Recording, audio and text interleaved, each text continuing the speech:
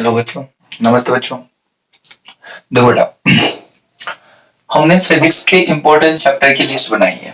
ठीक है, ये देख के कि जनवरी के अंदर पेपर है तो बच्चा कितना मिनिमम करे, कितने मिनिमम मार्क्स में कितनी परसेंटाइल आ गई है।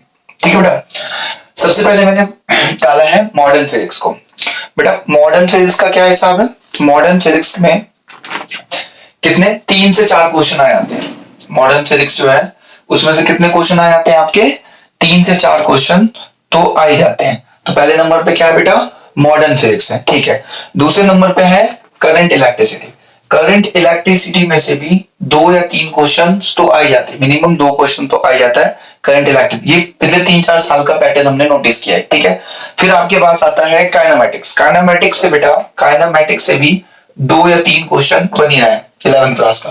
फिर आपका है 12th का मैग्नेटिक इफेक्ट ऑफ करंट।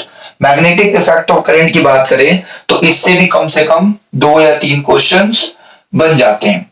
इसके बाद बेटा हीट एंड थर्मो, जो 11th क्लास के सेकंड बुक का टॉपिक है, हीट एंड थर्मो, इससे भी कम से कम कितने 2 या 3 क्वेश्चन आ रहे हैं। फिर 12th क्लास की फर्स्ट बुक में आपका इलेक्ट्रोस्टैट्स एंड कैपेसिटर है, पहला यूनिट। इसमें से कितने क्वेश्चन बन रहे भैया? इसमें से 2 या 3 क्वेश्चंस तो हर साल पेपर में पूछा जा रहा है। इसके बाद है ईएमआई एंड एसी, इससे 1 से 2 क्वेश्चन आ रहा है। यूनिट मेजरमेंट में से भी 1 क्वेश्चन बन रहा है। और आपका है वर्क एनर्जी पावर, इससे भी कम से कम 1 क्वेश्चन तो आ ही रहा है। और ग्रेविटेशन से भी 1 क्वेश्चन आ रहा है। तो ये वो मिनिमम 10 चैप्टर हैं जिनको आप कर लोगे तो आपके फिजिक्स में मिनिमम से मिनिमम 3, 5, 7, 9, 11, 11 2 13, 13, 14, 15, 16 और 17 क्वेश्चन, मतलब 15 से 17 क्वेश्चन आपके बन जाएंगे, मिनिमम लेके चला है। अगर इसके अलावा भी किसी को करना है तो ऑस्किलेशन कर ले, ऑस्किलेशन में भी 1 से 2 क्वेश्चन बन जाता है। तो ये आपकी चैप्टर है। इसमें से आप देखोगे ये वाला आपका 12th का चैप्टर है, ये वाला आपका 12th का चैप्टर है, ये वाला आपका 12th का चैप्टर है, ये आपका 12th का चैप्टर है। इलेक्ट्रोकैपेसिटर ये भी 12th में पढ़ा है आपने, ये भी 12th में है।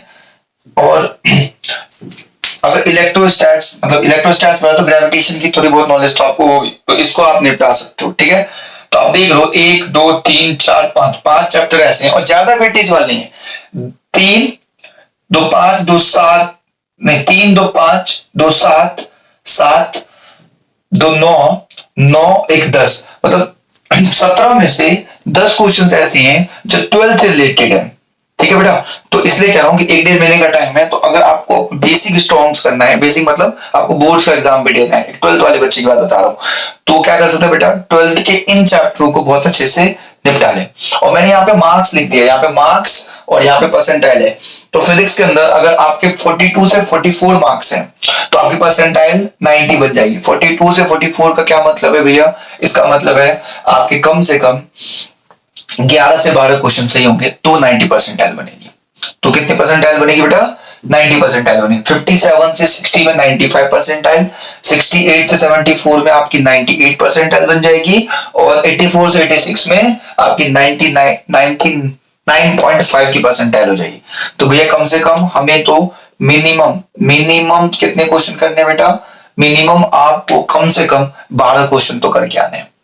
10 से 12 क्वेश्चन आप करोगे तो आपकी परसेंटाइल 90 या 90 के आसपास होगी, 92 93 होगी। तो मान के चलो कि मिनिमम आपको 12 क्वेश्चन तो ठीक करना ही पड़ेगा। जो काम आपको मैथ्स में 7 या 8 क्वेश्चन पे हो रहा था वो आपको यहाँ पे 12 क्वेश्चन में करना पड़ेगा, क्योंकि हर कोई नहीं कर रहा मैथ्स अच्छे से, पर फिजिक्स हर कोई कर रहा है।